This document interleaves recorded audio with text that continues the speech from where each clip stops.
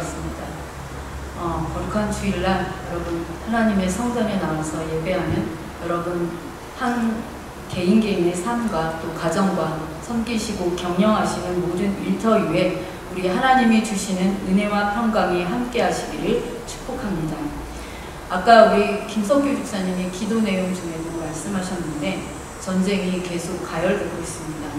이 전쟁을 보면 보복의 연장이지 않을까 이러한 생각이 듭니다. 러시아와 우크라이나의 전쟁이 그렇고요. 또 이스라엘과 하마스의 전쟁 역시 마찬가지입니다. 또 이스라엘과 이란과의 전쟁 또한 마찬가지인 것 같습니다. 바라기는 세계 곳곳의 전쟁이 속히 끝나서 세상이 지금보다는 조금 더 평화롭게 되기를 진심으로 기도합니다. 예전에는요, 여러분들에게도 이제 어렸을 때 학교에서 꿈이 뭐냐 이렇게 묻잖아요. 그러면 저도 저희 세대 때도 그렇고 아마 조금 더 그러니까 저보다 조금 더 어린 세대들도 그렇고 장래 희망이 무엇이냐 이렇게 물으면 저희 때는 대통령, 장군, 대기업 총수, 의사, 교수 이런 직업군을 많이 이야기했었습니다. 요즘은 어떨까요? 요즘도 이렇게 동일하게 이야기할까요? 캐나다는 제가 잘 모르겠습니다. 근데 우리 애들 학교 다닐 때 어릴 때 이렇게 꿈이 뭐냐 해가지고 적어온 거 보면 소방관, 경찰관 좀 소박한 것 같아요. 의사도 있었고 간호사 이런 것도 되게 많이 나왔었는데 조사에 따르면 한국에서는요 가수나 배우 같은 연예인이 단연 1위라고 합니다. 소위 이 아이돌 스타들의 인기는요 상상을 초월합니다. 워낙에 하고 싶어하는 사람이 많아서요 요즘에는 소속사에서 그룹으로 데뷔시키는 경우가 많다고 합니다. 그래서 최근의 트렌드는 한 10명 내외로 묶어가지고 그렇게 그룹으로 데뷔를 시킨다고 합니다. 그런데 이 그룹이 한두 그룹이 아니잖아요. 그런데 한 명 한 명 이름을 외우는 것도 사실 저는 어렵거든요. 제 BTS 되게 유명한데 BTS는 들어봤는데 멤버가 누군지 저는 아직도 모르겠습니다. 그런데 소위 찐팬, 다른 말로는 아미라고도 표현하는데 거기에 대부분이 청소년들입니다. 물론 아줌마 팬들도 계시기는 하지만 그런데 이 찐팬이라고 할 수 있는 아미, 여기에 속하는 청소년들은요 그 아이돌의 생일이 언제고 취미가 뭐고 어디에 사는지 줄줄이 꿰고 있습니다. 팬이긴 한데 조금 더 지나치게 조금 나쁜 의미로 이야기한다면 사생 팬이다 이러한 수준인 것 같습니다. 그 앞에서 괜히 이상한 소리, 그러니까 그 팬들이 좋아하는 아이돌에 대해서 이상하거나 안 좋은 말을 하면 난리가 납니다. 그러니까 싸움이 나는 것을 종종 뉴스에서도 보게 됩니다. 엄마 아빠 생일은 몰라도요 자신의 아이돌 스타 생일날은 값진 선물을 준비해서 그 집 앞에서 밤새도록 기다리는 일도 많다고 합니다. 아이들은 이렇게 자기가 좋아하고 또 우상처럼 생각하는 사람을 이토록 소중하게 생각합니다.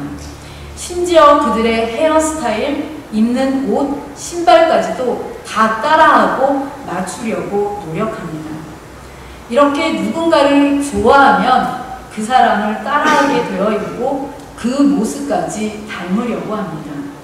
혹시 여러분도 어렸을 때 아니면 지금도 좋아하는 연예인이 있으신지요? 사도 바울도 그랬습니다. 그는 예수님을 만난 뒤에 그의 생애의 유일한 목표는 예수 그리스도가 되었습니다. 오늘 읽은 말씀에서 사도 바울은 신앙생활을 뭐라고 정의하냐면 표대를 향하여 승리의 월계관을 쓰기 위하여 달리는 마라토너다. 이거에 비유하고 있습니다. 그래서 바울은 주어진 인생에서 어떻게 승리할 것인가를 말씀하고 있습니다. 그런데 우리가 주목해야 할 것이 있습니다. 이것은 기독교 신앙의 핵심이기도 합니다. 그것은 바로 그리스도인들은 자신들의 노력인 최선의 성실이 먼저가 아니라는 사실입니다. 즉 그리스도인은 그리스도의 은혜에 붙잡혀 사는 사람, 이렇게 말씀드릴 수 있습니다. 혹시 여러분 중에 지리산 등반하신 분 계십니까? 저는 그 학창시절에 태백산맥을 읽고 내가 반드시 지리산을 정복하리라 이렇게 생각했는데 생각만 하고 아직 못 올라갔습니다. 그래서 한국에 가면 한 번은 이 지리산을 등반하고 싶은데 이 지리산 중에서 가장 높은 봉우리인 천왕봉이라는 봉우리가 있다고 합니다. 그런데 이 천왕봉 앞에는 이러한 문구가 적혀 있다고 합니다. 내가 산을 정복한 것이 아니라 산이 나를 받아준 것이다. 신앙생활도 마찬가지입니다.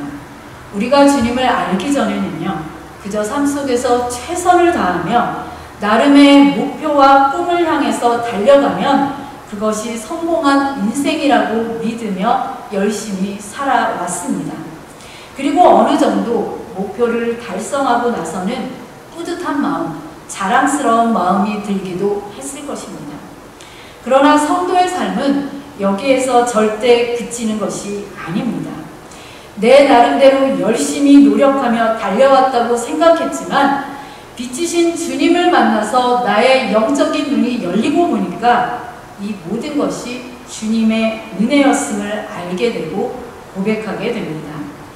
이전과는 전혀 새로운 가치와 인식의 변화가 일어난 것입니다. 주님을 생각하니까요, 더 겸손해질 수밖에 없고 자랑할 것이 내가 잘나서가 아닌 것을 알기에 전혀 없다는 사실도 깨닫게 됩니다. 나아가서 이후의 모든 삶은 내가 내 목표를 가지고 달려가는 것이 아니라 나를 사랑하시고 나를 받아주신 그 주님의 비전을 이루어가는 삶을 가지고 살아가게 됩니다. 우리 성도들은 주님을 만난 이후에 하나님의 꿈이 여러분의 꿈이 될 줄로 믿습니다. 바울은 주님을 만난 후에요, 주님이 주신 그 꿈을 위해서 어떻게 했는지 12절 말씀에서 이렇게 고백하고 있습니다.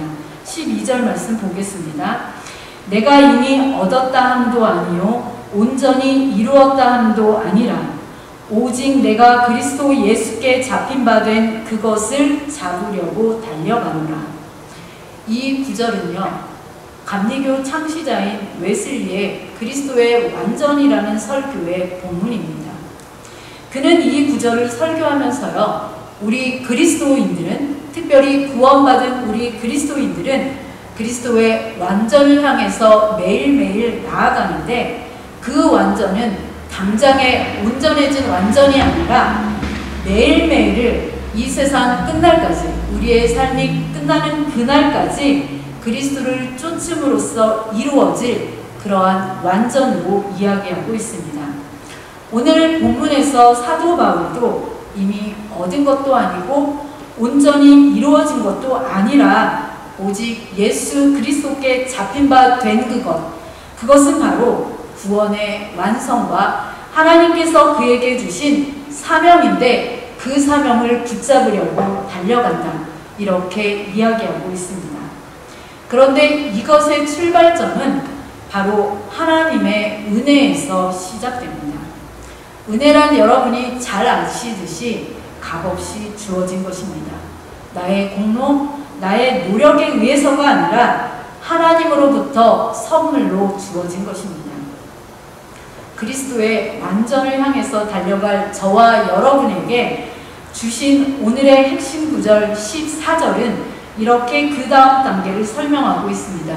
우리 14절 말씀은 오늘 핵심 구절이니까 함께 읽어보도록 하겠습니다. 시작! 표대를 향하여 그리스도 예수 안에서 하나님이 위에서 부르신 부름의 상을 위하여 달려가노라. 아멘. 여기에 핵심적인 단어가 두 개가 있습니다. 바로 맨 처음 표대와 맨 마지막 달려가노라입니다. 이 표대가 그리스도인의 삶의 목표라면 달려가노라라는 말씀은 삶의 자세입니다. 나의 삶의 목표는 무엇인가? 나는 이러한 삶의 목표를 이루기 위해 어떠한 삶의 자세를 가지고 있는가를 그리스도 안에서 답을 가지고 있는 사람, 이런 사람을 가리켜서 우리는 승리하는 그리스도인이라 부르고 있습니다. 바울은 이 승리하는 그리스도인의 모습을 오늘 말씀 속에서 세 가지로 이야기하고 있습니다. 첫 번째로는요, 승리하는 그리스도인은 표대를 바라보면서 달려갑니다. 여러분, 인생은 속도가 아니라 방향입니다. 아무리 빨리 달려도 만약 표대를 향하여 달리지 않는다면 아무런 의미가 없습니다. 그래서 목표가 중요합니다. 목적지를 향하여서 달려가야 합니다. 즉, 최종 목적지를 달려가야만 바로 승리할 수 있다는 말씀입니다. 세상을 변화시킨 세 가지 발명품이 있다고 합니다. 그 첫 번째는 망원경입니다. 망원경이라는 것은 무엇입니까? 우리의 맨 눈으로 볼 때는 멀리 있는 것이 보이지 않지만 망원경을 가지고 보면은 멀리 있는 것도 가까이 있는 것처럼 잘 보이게 하는 물건입니다. 이렇게 멀리 볼 수 있는 사람이 바로 승리하는 사람입니다. 두 번째 발명품은요, 지도라고 합니다. 이 지도라는 것은 어디를 가고자 할 때 그 목적지가 어디인지를 정확하게 보여줍니다. 그래서 어디를 가고자 할 때 정확하게 보는 사람, 그 사람이 바로 승리하는 사람이다 말할 수 있습니다. 그리고 세 번째 발명품은 바로 나침판입니다. 이 나침판이라는 것은 어디로 가야 할지 헷갈리지 않고 그 목표점을 잘 갈 수 있도록 도와주는 물건인데, 바로 가는 사람, 올바른 방향을 잡는 사람이 결국 승리한다는 말씀입니다. 방향이 잘못되면요, 빨리 가면 빨리 갈수록 점점 더 목표점으로부터 멀어질 뿐입니다. 이 방향에 대한 좋은 예가 있습니다. 그 옛날 유명했던 나폴레옹 이야기입니다. 이 나폴레옹이요, 100만 대군을 이끌고서 알프스 산맥을 아주 힘겹게 올랐다고 합니다. 열심히 갖은 고생 끝에 열심히 정상에 도착해서 나폴레옹이 이리저리 이렇게 주변을 살펴봤더니 자기가 오고자 하는 목적지가 아닌 것 같아서 이렇게 외쳤다고 합니다. 이 산이 아닌가 봐. 나폴레옹 일행은 다시 그 산맥을 내려와서 그 옆에 산을 다시 오르기 시작했습니다. 천신만고 끝에 오르는데 성공했습니다. 다시 주위를 둘러보던 나폴레옹이 또다시 이렇게 외쳤습니다. 여기도 아닌가 봐. 아까 거기가 맞는가 봐. 이랬다고 합니다. 이렇게 방향이 잘못되면 모든 것이 헛수고입니다. 그러면 사도 바울이 말하고 있는 목표, 방향은 무엇일까요? 그것은 한마디로 예수 그리스도를 알고 예수 그리스도를 닮아가는 것입니다. 본문 10절, 11절에서 바울의 목적지, 그 표대가 무엇인지를 분명하게 보여주고 있습니다. 10절, 11절 말씀 보겠습니다. 내가 그리스도와 그 부활의 권능과 그 고난에 참여함을 알고자 하여 그의 죽으심을 본받아 어떻게 해서든지 죽은 자 가운데서 부활에 이르려 하노니. 바울이 정말 바라고 원하는 것은 그리스도를 알고 그리스도의 부활의 능력도 경험하고 그리스도의 고난의 길도 함께 나누어지고 그리스도의 죽음도 어떠한 것인지를 알아서 마침내 자기도 죽음에서 부활까지를 경험하고 싶다는 것입니다. 요약하자면 예수 그리스도의 인격을 닮아보고 싶다는 말씀입니다. 그래서 그는 마지막 순간까지 예수 그리스도를 표대로 삼아서 달려갔습니다. 이것이 웨슬리적 표현으로 말하자면 그리스도의 완전입니다. 여러분, 시냇물이나 강물을 생각해 보십시오. 그냥 흘러가는 것이 아닙니다. 목적지가 있습니다. 이 흐르지 못하는 물은 결국 늪을 만들기 마련입니다. 우리의 삶이 그 목적지를 잃고서 방황하게 되면 그 물이 고여서 낙심의 늪, 절망의 늪이 될 것입니다. 사도 바울은 현실에 안주하지 말고 계속해서 표대를 향하여 나아가서 전진해 가라고 명령합니다. 주님은 제자들에게요, 너희는 가서 모든 족속과 민족으로 제자를 삼으라고 명령하셨습니다. 이렇게 명령하셨지만 처음에 제자들은 예루살렘에 머물러만 있었습니다. 이때 하나님께서는요, 사도 바울을 통해서 세계 선교의 지평을 여셨습니다. 뿐만 아니라 예루살렘 교회가 계속해서 그곳에만 정체되어 있으니까 그곳에 대한 핍박으로 예루살렘 교회의 성도들을 사방으로 흩어지게 만들었습니다. 그 결과가 안디옥 교회가 세워졌고, 뿐만 아니라 지중해는 물론 로마에까지 복음이 전해졌습니다. 이것이 바로 선교의 역사입니다. 사람들에게는요, 모두 안주하고 싶고 또 그 자리가 좋아서 계속해서 그곳에 있고자 하는 본능이 있습니다. 이만하면 되었지. 사는 것도 힘든데 무슨 선교냐. 헌신과 봉사는 나중에 기회되면 하지. 나 하나쯤 챙기는 것도 너무너무 힘든데 무슨 다른 사람의 영혼까지, 이러한 생각을 하면서 살아갈 때가 많습니다. 그러나 하나님의 사역에 최선을 다해서 목표를 향해 열정을 품고 달려가는 사람들은 현실과 타협하지도 않고 현실에 안주하지도 않습니다. 현실의 어려움을 이겨내고 부르심의 상을 기대하면서 도전하고 새로운 열매 맺기를 소망합니다. 바로 이러한 사람이 표대를 향해서 달려가는 사람이라고 사도 바울은 이야기하고 있습니다. 두 번째, 승리하는 그리스도인은 뒤에 있는 것은 잊어버립니다. 13절 말씀 보겠습니다. 형제들아, 나는 아직 내가 잡은 줄로 여기지 아니하고 오직 한 일, 즉 뒤에 있는 것은 잊어버리고 앞에 있는 것을 잡으려고, 이렇게 사도 바울은 이야기하고 있습니다. 여러분, 이스라엘 백성이요, 애굽 땅에서 나와가지고 약속의 땅 가나안 땅을 향해서 나아갈 때요, 가장 큰 방해물은 무엇이었을까요?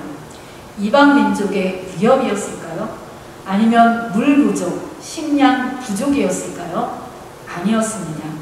자꾸만 뒤를 돌아보는 후회였습니다. 그들은 애굽에서의 생활을 내내 그리워했습니다. 그리고 실제로 애굽으로 돌아가자, 이렇게 주장하기도 했습니다. 애굽에 있었을 때는 비록 노예였지만 고기도 먹을 수 있었다라고 하면서 계속해서 컴플레인 할 뿐만 아니라 애굽을 그리워했습니다. 또 가나안 땅 정탐을 한 후에는요, 10명의 정탐꾼의 부정적인 보고를 들은 후에 한 지도자를 세워서 애굽으로 돌아가는 것이 낫겠다, 이렇게 주장하기도 했습니다. 그러한 생각을 가진 사람들에게 예수님께서도 누가복음 9장 62절에서 이렇게 말씀하고 있습니다. 누가복음 9장 62절 말씀 보겠습니다. 예수께서 이르시되 손에 쟁기를 잡고 뒤를 돌아보는 자는 하나님의 나라에 합당하지 아니하니라 하시니라. 하나님의 나라라는 목표를 향해 가고 있는 사람은요, 자꾸 뒤를 돌아보는 그것이 하나님 나라에 합당하지 않다라고 예수님께서 분명하게 말씀하고 있습니다. 이렇게 과거에 사로잡히면 앞으로 나아가는데 방해가 됩니다. 그래서 우리는 먼저 지난날의 성공에 사로잡히지 말아야 합니다. 내가 전에 얼마나 잘난 사람이었는지에 관한 생각은 교만하게 만듭니다. 이 교만은 패망의 선봉입니다. 또한 지난날에 부끄러웠던 일에 대해서도 집착하지 말아야 합니다. 이것은 부정적인 자아관을 만듭니다. 자신감을 잃어버리게 합니다. 만약 운동선수들이요, 지난날의 실패에 사로잡히게 되면 힘을 잃게 됩니다. 용기도 잃게 됩니다. 그러나 오늘은 새로운 날입니다. 다 잊어버리고 언제나 처음으로 한다는 그러한 마음가짐으로 경기에 임해야 합니다. 그러한 마음가짐으로 하루하루를 살아내야 합니다. 지난날의 화려한 경력도 어두운 이력도 다 잊어버려야 합니다. 그리고 앞만 보면서 최선을 다해서 달려 나아가야 합니다. 하나님께서는요, 최고를 원하시지는 않으시지만 우리가 끊임없이 하나님을 바라보며 살아가기를 원하십니다. 그래서 바울은 뒤의 것을 잊어버리고 앞의 것을 잡으려고 표대를 향하여서 앞으로 나아간다고 말하고 있습니다. 자꾸만 지나가는 것에 미련을 두면 새로운 변화에 적응할 수 없습니다. 그리고 과거에 얽매이다 보면 새로운 내일을 계획하고 도전하는 일에 소극적인 태도를 보일 수밖에 없습니다. 어떤 스승과 제자가요, 강을 건너려고 하는데 배가 없었습니다.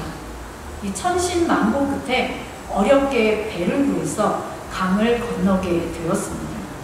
그런데 스승이 제자를 보니까요, 그 힘들게 구한 배를 끌고 가려고 하고 있었습니다. 그래서 스승이 물었습니다. 왜 그 배를 끌고 가려고 하느냐? 그러자 제자가 힘들게 구했고 강을 건너게 해준 고마운 배인데 버리기 아까워서 끌고 가노라, 그렇게 대답을 했습니다. 이 말을 들은 스승이 점잖게 이 제자에게 한마디 했습니다. 아서라, 강을 건넜으면 배는 버려야지. 짊어지고 가면 고생만 할 뿐이다. 우리의 모습이 그렇습니다. 우리들 모두는 예수 그리스도 안에서 새 사람을 입었음에도 불구하고 자꾸 옛사람의 모습으로 돌이키고자 하는 그러한 마음이 있습니다. 그러나 지나간 과거는 현재의 나를 이루는 도구일 뿐입니다. 여기에 매여서는 앞으로 한 발짝도 나아갈 수 없습니다. 방해가 된다면 과감히 버릴 줄 알아야 새로운 미래를 향해서 달려갈 수 있습니다. 과거에 실패했던 일, 잘 안 됐던 일, 지난날 성공했던 일, 영광된 일까지 과거는 과거에 남겨두어야 합니다. 그래야 새로운 날을 꿈꿀 수 있는 승리하는 그리스도인이 될 수 있습니다. 세 번째로 승리하는 그리스도인은 상을 바라보며 소망을 가지고 달려갑니다. 우리 14절 말씀을 다시 한번 보겠습니다. 표대를 향하여 그리스도 예수 안에서 하나님이 위에서 부르신 부름의 상을 위하여 달려가노라. 그렇습니다. 상급이 있는 것을 바라보면서 달려가야 합니다. 만약 상급이 없다고 한다면 우리의 신앙생활은 공허할 것입니다. 그러나 승리의 면류관이 있기에 끝까지 달려갈 수 있습니다. 히브리서 11장 6절은 그 사실을 분명하게 기록하고 있습니다. 이 히브리서 11장 6절 말씀은 우리가 다 함께 읽어보도록 하겠습니다. 시작! 믿음이 없이는 하나님을 기쁘시게 하지 못하나니 하나님께 나아가는 자는 반드시 그가 계신 것과 또한 그가 자기를 찾는 자들에게 상 주시는 이심을 믿어야 할지니라. 아멘. 여러분은 이 말씀을 믿으십니까? 여러분이 힘들게 수고하고 애쓰는 삶의 모든 순간순간이 하나님 앞에 설 때는 보상이 있다, 하나님이 상 주신다, 믿어지십니까? 오늘 각자의 자리에서 힘들고 치열하게 그렇게 삶의 자리를 또 영적 전쟁을 치르고 있는 저와 여러분의 모습을 하나님께서 보고 계십니다. 그리고 그에 대한 상을 주시기 위해서 기다리고 계십니다. 그 말씀이 오늘 우리가 함께 읽은 히브리서 11장 6절 말씀에 분명하게 증거하고 있습니다. 그렇기에 우리 그리스도인은 사람의 칭찬이나 비난 앞에도 아랑곳하지 않고 다만 주께서 주시는 상급을 바라보면서 달려가야 바로 승리하는 그리스도인이 될 수 있습니다. 결론의 말씀입니다. 사랑하는 우리 드림가족 여러분, 오늘 감옥으로부터의 희망 메시지 9번째로 살펴본 말씀은 표대를 바라보며 힘차게 달려가는 승리하는 그리스도인에 관한 것입니다. 우리는 우리 스스로에게 매일매일 물어야 합니다. 나는 앞으로 나아가고 있습니까? 이전보다는 조금 더 나은 존재가 되기 위해서 항상 깨어있는 존재로 하나님 앞에 서고 있습니까?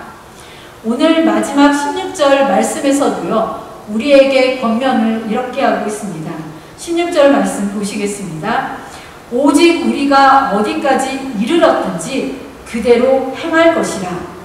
사도 바울은요, 지금 우리가 있는 단계가 어디든지 뒤로 물러서지 말라라고 그렇게 말씀하면서 앞을 향해서 달려가라고 이야기하고 있습니다.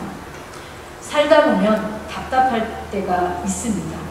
답답한 일을 만나면 어찌할 줄 몰라 할 수도 있습니다.